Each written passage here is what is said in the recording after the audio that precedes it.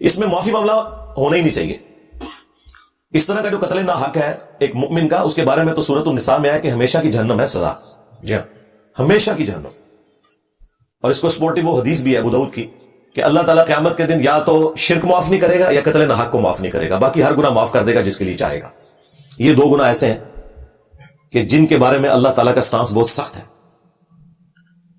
اب اس میں سورہ النساء کے اندر اللہ تعالیٰ نے ایک آپشن رکھا ہے کہ اگر مقتول کے ورثاء معاف کرنا چاہیں تو وہ کر سکتے ہیں، اور اسی کی پلی پھر لے کے یہ سارے لوگ اینڈ پہ چھوٹتے ہیں، آج تک جتنے لوگ چھوٹے ہیں. لیکن انہیں یہ پتہ نہیں ہے اس کیٹیگری میں فال نہیں کرتی. یہ فساد فی الارض ہے اور اس کی سزا جو ہے وہ اسٹیٹ نے دینی ہے. اگر مقتول کے ورثاء معاف بھی کر دیں تب بھی جو ڈیٹرس پھیل گئی ہے عوام الناس کے اندر، جو لوگ گھروں میں بیٹھے ہوئے سہم گئے ہیں، جن کے بچے ہیں، ان کے دل سے خوف کون کم کرے گا؟ اس کے لیے پھر یہ ہے کہ اسٹیٹ فرنٹ سے لیڈ کرے گی اور فساد فی الارض کی سزا ان لوگوں کو دی جائے گی.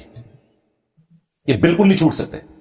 اسی لیے اللہ تعالیٰ نے قرآن پاک میں باقی گناہوں کے معاملے میں تو معافی کی روش اختیار کرنے کا حکم دیا، حقوق العباد کے معاملے میں بھی کہ ایک دوسرے کو معاف کر دیا کرو.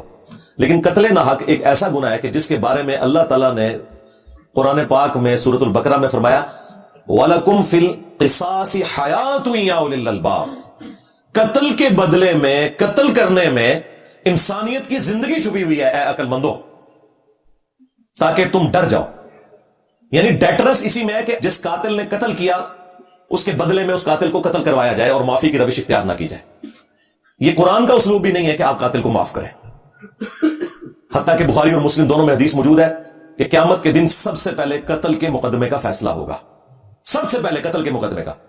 جی ہاں، ایک حدیث ابو داؤد کے اندر ہے کہ سب سے پہلے نماز کے بارے میں سوال ہوگا، لیکن وہ ہے حقوق اللہ کا معاملہ، کیونکہ سنن نسائی کے اندر ایک حدیث ہے کہ حقوق اللہ میں سب سے پہلے نماز کے بارے میں فیصلہ ہوگا اور حقوق العباد میں قتل کے مقدمے کے بارے میں سب سے پہلے فیصلہ ہوگا.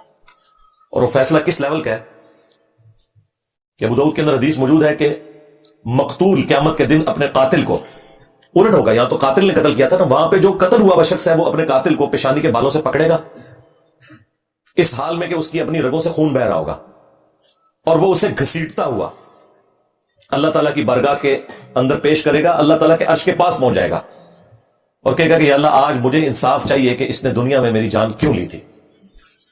اتنی اللہ سے فرینکنس ہے مقتول کی کہ وہ قاتل کو پیشانی کے بالوں سے پکڑ کے اللہ کے پاس پہنچ جائے گا. یہی حدیث جب سنن نسائی میں آئی ہے تو اس میں وہ صحابی کہتے ہیں کہ اس حدیث کی وجہ سے وہ اپنا فتویٰ ساتھ دیتے ہیں کہ اعانت نہ کرو، مدد نہ کرو کسی قاتل کی مقتول کو قتل کرنے کے معاملے میں. اور وہ اسپیشلی حکمرانوں کو ذکر کرتے ہیں کہ اپنے معاملات کو سدھار لو. صحیح بخاری کے اندر ایک حدیث ہے، اس کو سپورٹو حدیث ترمذی میں ہے. ترمذی والی حدیث کے اوپر تو کلام ہے بعض محدثین کا، لیکن اس کے الفاظ بہت خطرناک ہیں. میرے نزدیک تو وہ روایت بخاری کی وجہ سے مضبوط ہو جاتی ہے. ترمذی میں الفاظ ہیں کہ اگر زمین و آسمان کی ساری مخلوقات مل کے ایک مومن کو قتل کرتے ہیں تو اللہ تعالیٰ پوری کائنات کو جہنم میں پھینک دے گا اس ایک مومن کے قتل کے بدلے میں. جامعہ ترمذی میں جو یہ حدیث ہے، اس کو سپورٹو جو بخاری کی حدیث ہے، اس میں الفاظ ہیں کہ سیدنا عمر کے دور میں جب ایک قتل کا مقدمہ آیا تو سیدنا عمر نے کہا کہ اگر یہ پورا گاؤں بھی اس ایک بندے کو قتل کرنے میں شریک ہوتا تو میں سب کو قتل کروا دیتا. ایک بندے کے قتل کے بس. جامعہ ترمذی میں اور سنن ابن ماجہ میں حدیث ہے، نبی الاسلام نے فرمایا کہ اے کعبہ تیری خوشبو بہت اچھی ہے، لیکن ایک مؤمن کی حرمت اللہ تعالیٰ کے نزدیک تجھ سے بھی بڑھ کر ہے. اور جامعہ ترمذی میں حدیث ہے کہ نبی صلی اللہ علیہ وآلہ وسلم نے فرمایا کہ اللہ تعالیٰ کے نزدیک ایک مؤمن کا قتل کرنا اس سے بڑا گناہ ہے کہ کوئی شخص پوری دنیا کو تباہ و برباد کر دے. اب پوری دنیا کے اندر سب کچھ آتا ہے، سارے بزرگان دین، ان کے مزارات اور کعبہ شریف، سب کچھ کوئی برباد کر دینا، حرمت کی ساری جگہ ختم کر دے، اس سے بڑھ کر جرم ہے ایک مومن کا قتل. اور یہ صرف بات مومن تک نہیں ہے، صحیح بخاری میں حدیث ہے جس نے ایک کافر کو بھی ناحق قتل کیا، جو مسلم سٹیٹ کے اندر ٹیکس دے کر عہد کی پاسداری کر رہا تھا، جزیہ دے کر رہ رہا تھا، تو اللہ تعالیٰ ایسے شخص کے اوپر جنت کو حرام کر دے گا، یہاں تک کہ وہ جنت کی خوشبو بھی نہیں پائے گا، جو کہ 40 سال کی مسافت سے آ رہی ہوگی. یعنی کافر کا ناحق قتل کرنے والا جنت میں جانا تو دور کی بات ہے، جنت کی خوشبو بھی نہیں پائے گا. تو مومن کا قتل تو پھر بہت بڑے لیول کی چیز ہے. لیکن یہ ساری کی ساری حدیثیں، آیات ہماری کتابوں میں لکھی رہ گئی. پریکٹیکلی مسلمان اس وقت دنیا کے امن کے لیے ایک خطرہ ہی بنے ہوئے ہیں تھوڑے سے ہیں، زیادہ تر مسلمان تو ایسے نہیں ہیں، لیکن وہ تھوڑے اتنے ڈومیننٹ ہیں کہ اس دنیا کو انہوں نے جہنم بنا دیا. پاکستان کو تو بنا دیا ہے جہنم، آپ کے سامنے ہے. نہ مسلمانوں کی جان مسلمانوں کے ہاتھ سے محفوظ ہے، اور نہ نان مسلمز کی جان ان لوگوں کے ہاتھ سے محفوظ ہے. جب چاہتے ہیں جس کے اوپر چاہتے ہیں چڑھ دوڑتے ہیں، اور ایک سمجھ لیں لا قانونیت والا معاملہ نظر آتا ہے. اس لیے میں نے قتل ناحق سے متعلق یہ ساری حدیثیں فی البدی بیان کی، اور یہ اتنی دفعہ میں نے بیان کی ہیں کہ وہ مطلب مجھے کوئی بیٹھ کے کوئی رٹا نہیں مارنا پڑتا. یہ آپ رات کو 12 بجے اٹھا کے مجھ سے آیات اور احادیث سنیں، کیونکہ اس ملک میں تو آئے دن یہ احادیث ہمیں بیان کرنی پڑتی ہیں کہ خدا کے لیے بیسک ہیومن رائٹس کا کوئی خیال کریں، یہ دنیا کو رہنے کے قابل چھوڑیں، خواہ انڈیویجول لیول پہ ہو خواہ جماعتی لیول کے اوپر ہو، ایک دوسرے کی جان کی قدر کریں.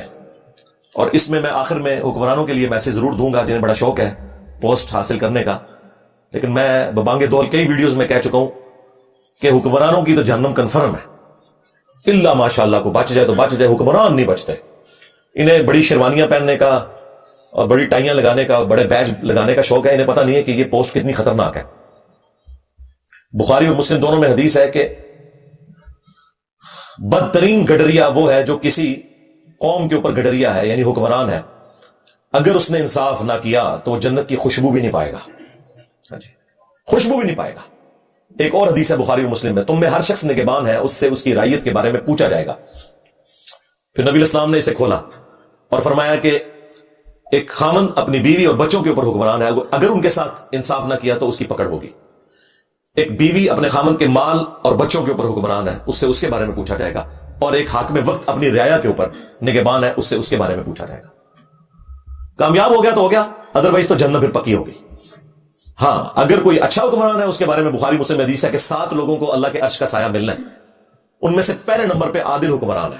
ہاں وہاں پہ بھی مرتبہ اوپر ہے، لیکن یہ پھر آپ کو ڈھونڈنے سے بھی نہیں ملے گا کوئی، یہ بڑا مشکل کام ہے. اس لیے اگر پوسٹ سنبھالی ہے تو میرے بھائی ان پوسٹ کے تقاضے بہت زیادہ ہیں. ذمہ داری پھر یہ نہیں ہے کہ آپ نے پریولیجز ہی لینے ہیں، نہیں، رسپانسبلٹی بڑھ جائے گی. اللہ کے حضور پھر کوئی چھڑوانے والا نہیں ہوگا اگر آپ نے اپنی پوسٹ کے ساتھ انصاف نہیں کیا اور اپنے معاملات کو صحیح طریقے سے نہیں لے کر چلے. ہم تو حکمرانوں کو بار بار اس طرح کے معاملات کے اندر جھنجھوڑتے رہتے ہیں، چیزیں ہائی لائٹ کرتے رہتے ہیں، اور عوام الناس کو تو خیر مسلسل ایجوکیٹ کر رہے ہیں کہ اپنے معاملات کو سدھاریں، کسی کے اوپر آپ ڈیپینڈنٹ نہ ہو، اپنے آپ کو ایجوکیٹ کریں. اس کے باوجود اگر اس طرح کے کوئی معاملات ہوتے ہیں تو پھر ہمیں اپنی غلطیوں کے اوپر بھی غور کرنا چاہیے. صلو علی محمد و آل محمد، اللہم صلی علی محمد وعلی آل محمد واصحاب محمد وازواج محمد وامت محمد اجمعین الی یوم الدین، آمین.